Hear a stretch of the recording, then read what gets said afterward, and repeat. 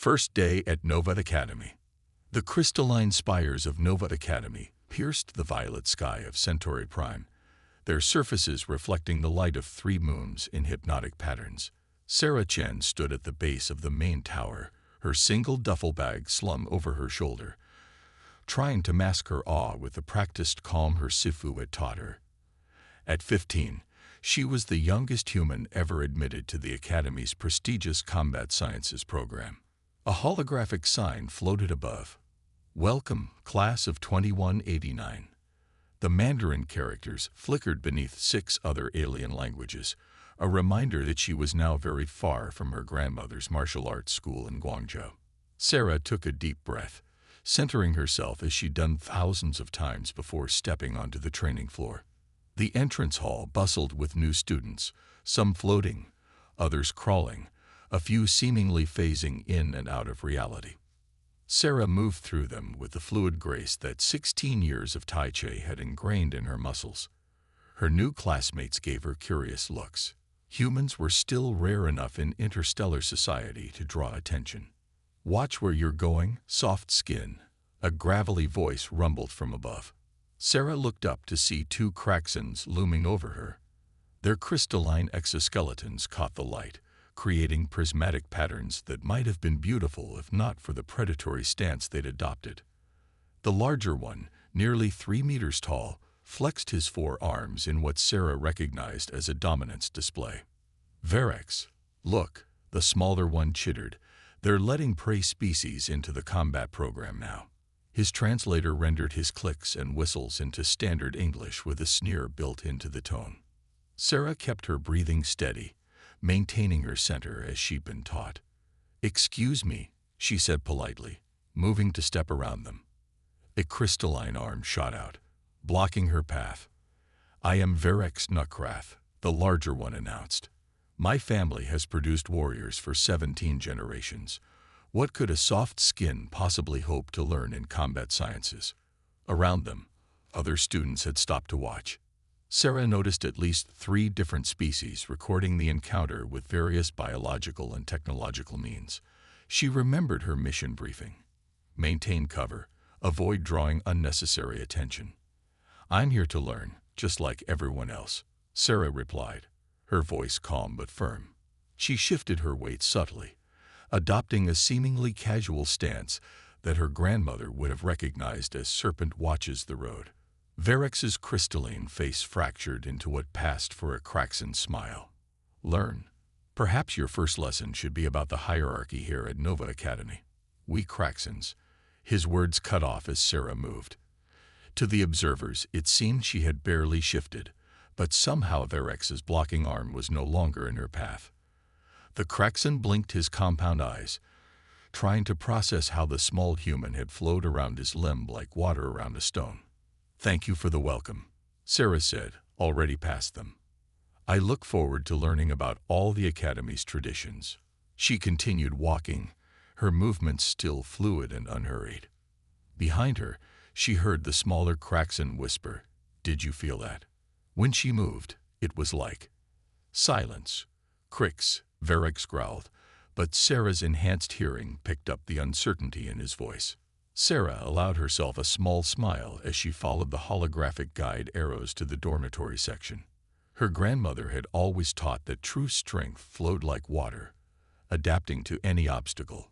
The Kraxans might have evolved on a high-gravity world, developing crystalline exoskeletons capable of withstanding enormous pressure, but they had never encountered the principles of Tai Chi. In her room, Sarah quickly unpacked her few belongings. The meditation mat, worn smooth by years of practice, went beside her sleeping pod. Her training uniforms, specially designed to work with the Academy's varying gravity environments, hung themselves in the auto closet. Finally, she removed a small holographic medallion from a hidden pocket. The medallion activated at her touch, displaying the faces of 3 missing human students. They had disappeared from other prestigious alien academies over the past year, each vanishing without a trace. Their only common factor: all had demonstrated unusual abilities that caught the attention of their alien classmates. Sarah's admission to Nova Academy wasn't just about proving humans could compete in combat sciences. Someone or something was targeting exceptional human students, and she was here to find out why. Her martial arts skills weren't just for self-defense. They were her cover and her tool for investigation. As she deactivated the medallion, her room's AI announced the beginning of orientation in 15 minutes. Sarah changed into her academy uniform, its smart fabric adjusting to her body temperature. The familiar weight of her practice sword, disguised as a standard-issue training baton, hung at her hip. She paused at her door, centering herself once more. Her grandmother's words echoed in her mind. The highest good is like water, nourishing all things without contending with them. Sarah smiled. She would flow through this academy like water, appearing to conform while gradually wearing away at its secrets. The door slid open, and Sarah Chen stepped out to begin her real mission. Behind her calm exterior, questions swirled like leaves in a stream. Who was targeting human students? What made them special enough to disappear? And most importantly, who at Nova Academy knew the truth? The hidden art. The Combat Sciences Training Hall defied conventional physics. Floating platforms shifted positions at random intervals, while sections of the floor alternated between different gravitational fields. Sarah stood at the entrance, watching alien students showcase their species' combat specialties. A serpentine Medusan demonstrated its ability to strike from 7 directions simultaneously, while a gaseous Vordae simply absorbed and redirected energy attacks. Professor Xanthar, a towering insectoid whose carapace bore the marks of countless battles, addressed the class. Combat sciences isn't about brute force. It's about understanding the fundamental principles of energy, motion, and adaptation. His compound eyes swept across the students, pausing briefly on Sarah. Today's exercise. Survive 3 minutes in altered gravity while maintaining combat effectiveness. Sarah felt Verex's and Crix's crystalline forms shift behind her. The Kraxans had spent the last week trying to intimidate her, unaware that their actions were providing perfect cover for her evening investigations into the disappearances. The soft skin goes first, Verex announced, his translator barely containing his anticipation of seeing her fail. Professor Xanthar shuddered in what might have been amusement. Very well. Ms. Chen. Sarah stepped onto the training floor, her academy uniform adjusting to her skin temperature. The other students backed away, forming a circle. She caught glimpses of betting transactions flickering between neural interfaces. The gravity shifted suddenly, increasing to 3 times Earth normal. Several students gasped as Sarah's knees buckled slightly. Verex's crystalline face fractured in a smile. Then Sarah began to move. Her grandmother had taught her that true Tai Chi wasn't about fighting gravity. It was about becoming one with it. As her body flowed through the familiar forms, she didn't resist the increased gravitational pull. Instead, she used it, letting the extra weight add power to her movements. Impossible, someone whispered as Sarah transitioned seamlessly between poses that should have been crushing her. Her movements created visible patterns in the air, the Academy's sensors struggling to categorize the energy she was manipulating. The gravity shifted again, dropping to near zero. Without missing a beat, Sarah adapted the same form. What had been rooting movements became gentle touches that propelled her through space. She was water, flowing between states, neither resisting nor surrendering. Professor Xanthar's mandibles clicked rapidly. Fascinating. You're not using any technology to compensate for the gravity changes. How? It's called Kaigong, Sarah explained, completing her form. An ancient Earth practice of energy manipulation. She didn't mention that she was using the demonstration to scan the training hall with sensors hidden in her uniform. 2 of the missing students had last been seen in similar facilities. Primitive mysticism, Verex scoffed, but Sarah noticed his outer armor plates vibrating in what she'd learned was a sign of uncertainty. Perhaps, Professor Xanthar said, but Ms. Chen just maintained perfect combat readiness through multiple gravity shifts. Care to demonstrate your species' superiority, Verex? The Kraxan stepped forward confidently, his crystalline form glinting. The gravity immediately increased, and he stood firm until it shifted sideways. His rigid exoskeleton, evolved for linear pressure, couldn't adapt quickly enough. He stumbled, catching himself with his secondary arms. "Strength without adaptability is just weight," Sarah quoted her grandmother, loud enough for only Varex to hear. The rest of the class proceeded with various degrees of success and failure. Sarah used the time to observe her classmates more closely. According to her research, the missing students had all demonstrated unusual abilities that defied their species' normal limitations, just like she was doing now. That evening in her room, Sarah reviewed the data her sensors had collected.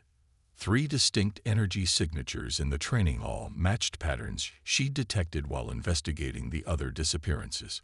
Someone was definitely monitoring specific students. A soft chime interrupted her analysis. "Ms. Chen," the Academy AI announced, "Professor Ganthar has requested your presence in Laboratory 7 to discuss your unique combat methodology." Sarah's pulse quickened. Laboratory 7 wasn't on any official Academy map she'd seen. When? Now. She slipped her practice sword into its holster and checked that her emergency beacon was active. As she headed to the laboratory section, Sarah noticed the corridor's usual background hum had changed pitch slightly. Someone had activated additional security measures. The door to Laboratory 7 opened automatically as she approached. Inside, holographic displays showed detailed analyses of various combat styles, including, she noticed with concern, her movements from today's class. "Ms. Chen," Professor Xanthar's voice came from the shadows. "We need to discuss your rather remarkable abilities. You see, you're not the first human to demonstrate such interesting adaptations." Sarah settled into a ready stance, her muscles relaxed but prepared. "No," she replied calmly. "I don't suppose I am. Would you like to tell me what happened to the others?" The professor stepped into the light, but he wasn't alone. Behind him, Sarah counted at least 3 shimming forms, cloaked figures whose outlines matched no known species in the Academy database. Actually, Xanthar's mandibles curved in what might have been a smile. "We'd like you to meet them." The hidden figures began to decloak, and Sarah realized her mission had just become far more complicated than anyone on Earth had imagined. Ancient wisdom, new world. The cloaked figures materialized fully, revealing forms that made Sarah's breath catch. They were human, or had been. The 3 missing students stood before her, but they were changed. Their skin had a metallic sheen, and their movements carried an artificial precision that seemed to bend the light around them. "Beautiful, aren't they?" Professor Xanthar gestured proudly. The perfect fusion of human adaptability with advanced xenotech. No rigid evolutionary constraints, no biological limitations. Sarah recognized Maya Patel, former student at the Arcturus Institute, whose disappearance 8 months ago had triggered her investigation. Maya's eyes now glowed with an internal light, tracking Sarah's movements with mechanical efficiency. "What have you done to them?" Sarah kept her voice steady, her stance fluid and ready.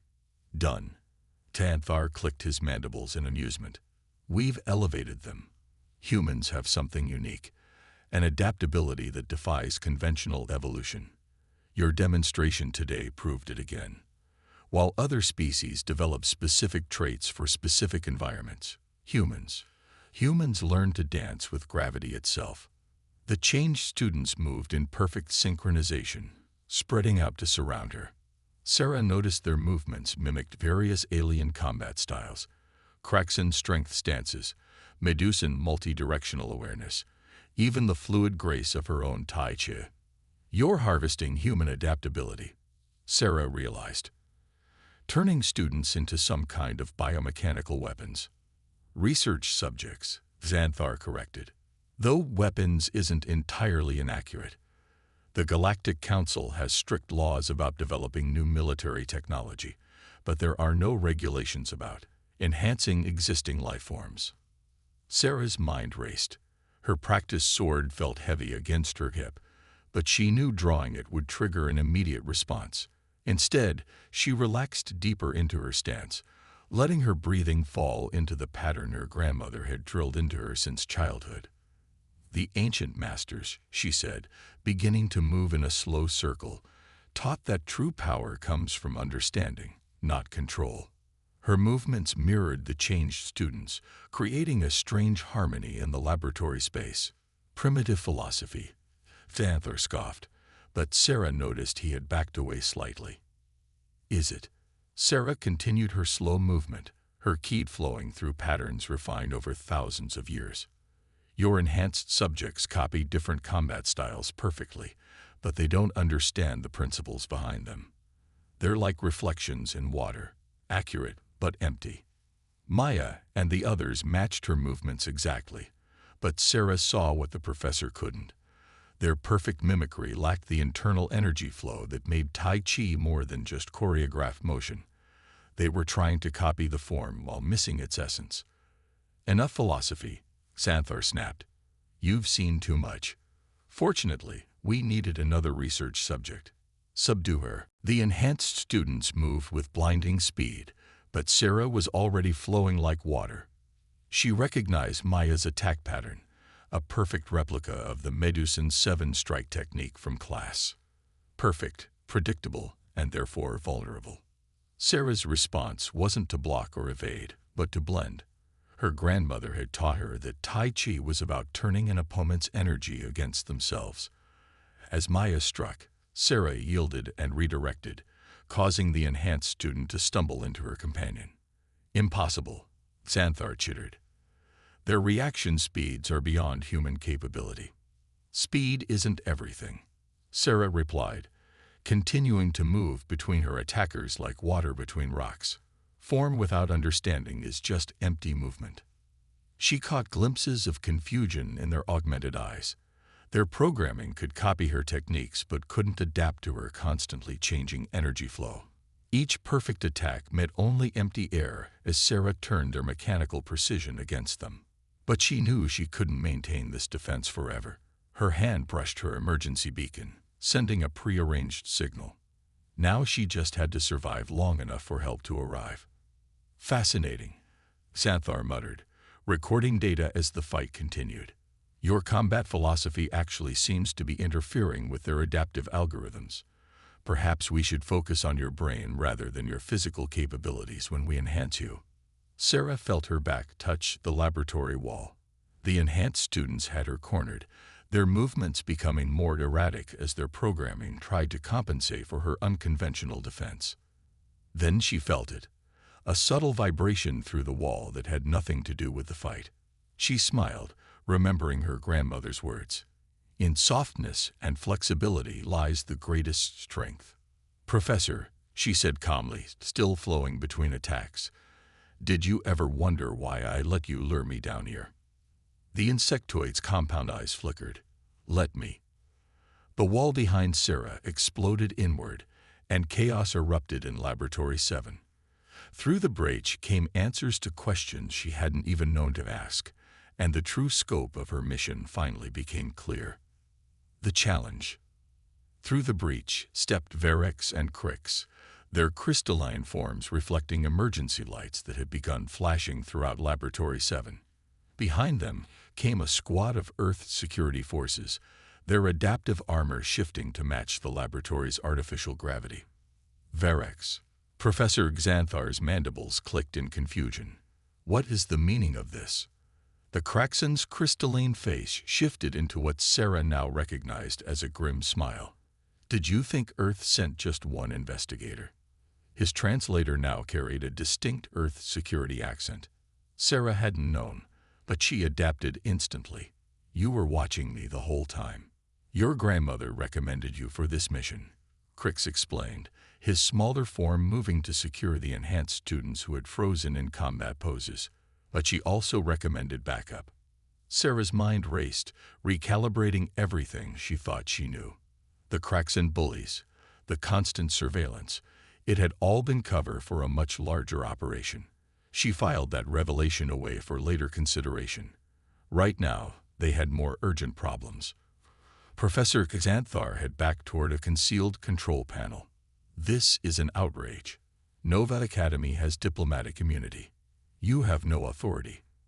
Nova Academy does, came a new voice. Administrator Ven, the Academy's highest authority, stepped through the breach. Her ethereal Luminian form glowed with barely contained anger. But this facility isn't part of the Academy, is it, Professor? The insectoid professor's compound eyes darted between exits that were rapidly being sealed by Earth security forces. Administrator, I can explain. These experiments are vital for understanding human potential.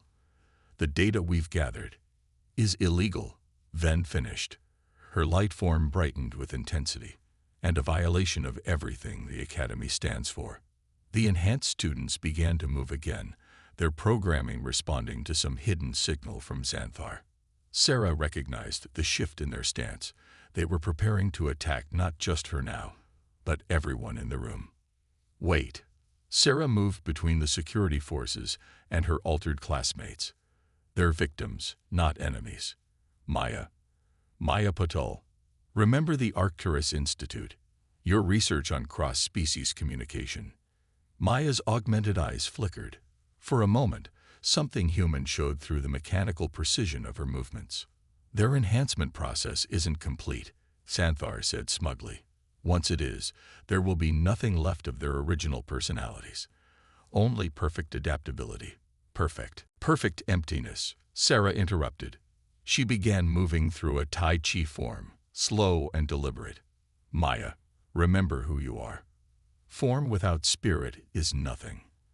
That's what you told the Xenolinguistics Council, isn't it? That true communication requires more than just perfect mimicry. Maya's head tilted, her enhanced eyes tracking Sarah's movements. The other altered students also paused, their perfect synchronization faltering. Impossible, Xanthar chittered. The programming is absolute. They can't. They're human, Verex rumbled. You never understood what that really means. Sarah continued her form, each movement a statement of human identity.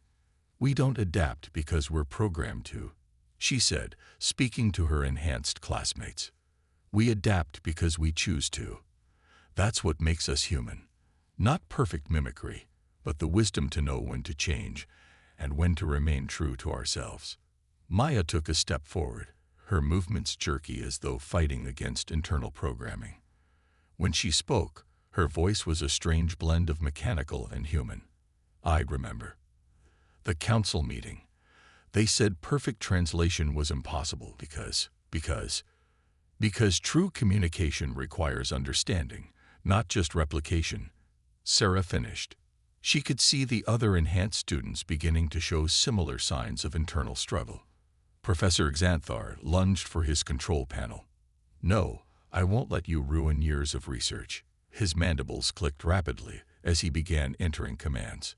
Verex moved with surprising speed for his crystalline form, but Sarah was faster. Her practiced sword finally cleared its holster, no longer disguising its true nature. The blade hummed with an energy field specifically designed to disrupt electronic systems. This is for my classmates, Sarah said, her strike flowing like water around Xanthar's attempt to block. The sword touched the control panel, and sparks flew. Throughout Laboratory 7, systems began to crash. The enhanced students collapsed as their augmentations shut down. Earth security medics rushed forward with specialized equipment, ready to begin the long process of reversal. But Sarah knew this wasn't over. As she helped Maya into a recovery position, she caught Administrator Ven and Verex exchanging significant looks. They had found one illegal laboratory, but how many others were still operating? How many other students were being enhanced against their will? And most importantly, who was really behind it all? Somehow, Sarah doubted Professor Xanthar had conceived and funded this operation on his own. As if reading her thoughts, Verex placed one crystalline hand on her shoulder. Ready for a bigger mission? Sarah looked at Maya, now breathing steadily as medics worked to stabilize her systems. She thought of her grandmother, who had apparently known far more than she'd let on. Finally, she thought of all the other human students out there, potentially at risk. Ready, she said.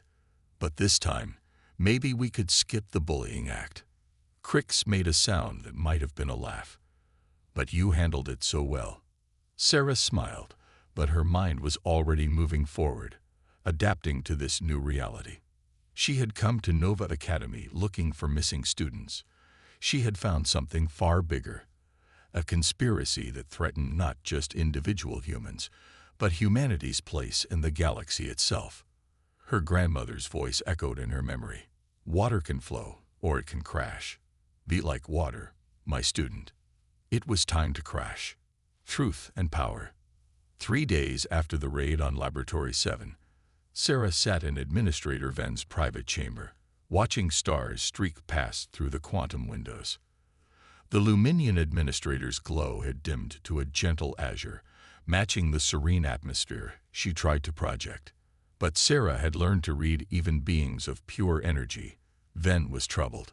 The conspiracy goes deeper than we imagined. Ven's voice resonated through the chamber. Professor Xanthar was merely one node in a vast network. We've identified similar laboratories in 12 other academies across 3 galaxies, all targeting human students. Sarah asked, though she already suspected the answer. Yes, but not just for their adaptability. Ven's form rippled with concern. Have you ever wondered why humanity advanced so quickly from planetary civilization to interstellar society? Sarah thought of her history lessons. 50 years from first contact to full galactic integration, a pace that had shocked the established species. We're quick learners, she offered. Too quick, Varex rumbled from his position by the door. His crystalline form had taken on a more relaxed configuration since dropping his bully persona. Most species take centuries to adapt to galactic society. Humans did it in decades, because we had help, a new voice said. Maya Patel entered the chamber, still moving stiffly, but noticeably more human than 3 days ago. The medical teams had removed most of her augmentations, though faint traces of metallic sheen still caught the light when she moved. Sarah stood, instinctively checking her friend's key flow, a habit her grandmother had ingrained. What do you mean, help? Administrator Ven gestured, and a holographic display filled the center of the chamber. It showed Earth, but not as Sarah had ever seen it. Ancient structures lit up across the globe, their energy signatures pulsing in patterns that seemed eerily familiar. Your martial arts, Maya said softly. The energy manipulation techniques you use, they're not just ancient wisdom, they're remnants of something older, something left behind. Sarah's mind raced. Are you saying aliens visited Earth in the past? Not exactly, Ven corrected.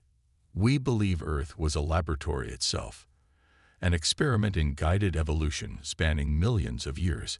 Humanity's remarkable adaptability isn't natural, it was engineered. And now, someone is trying to unlock that engineering. The implication staggered Sarah. Every form she had learned, every principle of energy flow her grandmother had taught her. They weren't just martial arts techniques. They were keys to understanding humanity's true nature. The enhanced students, she realized. They weren't the experiment. They were attempts to reverse engineer the original programming. Precisely, Crix said, entering with a data crystal. And we've identified the group behind it. The Evolutionary Concordat. A secret society dedicated to optimizing all sentient species. Sarah watched the data crystal project images of other laboratories, other students, but they don't understand what they're dealing with. You can't optimize something that was designed to be adaptable. It's like trying to control water by freezing it. You just destroy what makes it special. Poetic, Maya smiled, but accurate. Their enhanced subjects can copy any ability, but they lose the one thing that makes humans unique, our ability to change ourselves, to grow naturally. Which is why we need your help. Sarah Chen, Administrator Ven's glow intensified. Your grandmother wasn't just a martial arts master. She was part of an ancient order that preserved these techniques, keeping them alive through generations. Now we know why. Sarah thought of all those years training in her grandmother's courtyard, learning forms that seemed impossibly old. She knew. All this time. She suspected, Varex corrected. Enough to help us identify students with strong connections to the old techniques. Enough to recommend you for this mission. And now? Sarah asked, though she could feel the weight of destiny settling around her like a familiar stance. Now Ven said, we need you to help us find others. Students who can access these ancient abilities naturally before the Concordat finds them. We need to understand what humanity really is, not through their brutal experiments, but through wisdom passed down through generations. Maya stepped forward, her movements growing more fluid as she spoke. I can feel it now, after what they did to me. The potential they were trying to unlock. But it can't be forced. It has to flow naturally. Like water. Sarah finished, smiling. She stood, moving through a form that felt older than humanity itself. Energy rippled through the chamber, causing Ven's light to flicker and Varex's crystals to chime softly. Beautiful, Maya whispered. I can see the patterns now. They're like the ones in the ancient structures, but alive. Sarah completed the form, feeling more connected to her heritage, both human and engineered, than ever before. So, what's our next move? Administrator Ven projected a new star chart. We've identified 3 more academies where the Concordat has likely infiltrated, but we need to be subtle. They don't know we've discovered their true purpose. I think, Sarah said, a plan already forming. It's time for some transfer students. Maya, how do you feel about getting back to your studies? Maya's smile carried a hint of her old confidence. Ready to adapt. Good, Varex rumbled approvingly. Because this time, we're not just saving individual students, we're protecting humanity's right to evolve on its own terms. Sarah thought of her grandmother, teaching forms that had survived millennia, preserving knowledge whose true purpose was only now becoming clear. Humanity had been engineered to adapt, yes, but they had made that gift their own, turning it into art and wisdom and strength. Be like water, she quoted, but now the ancient saying carried new weight.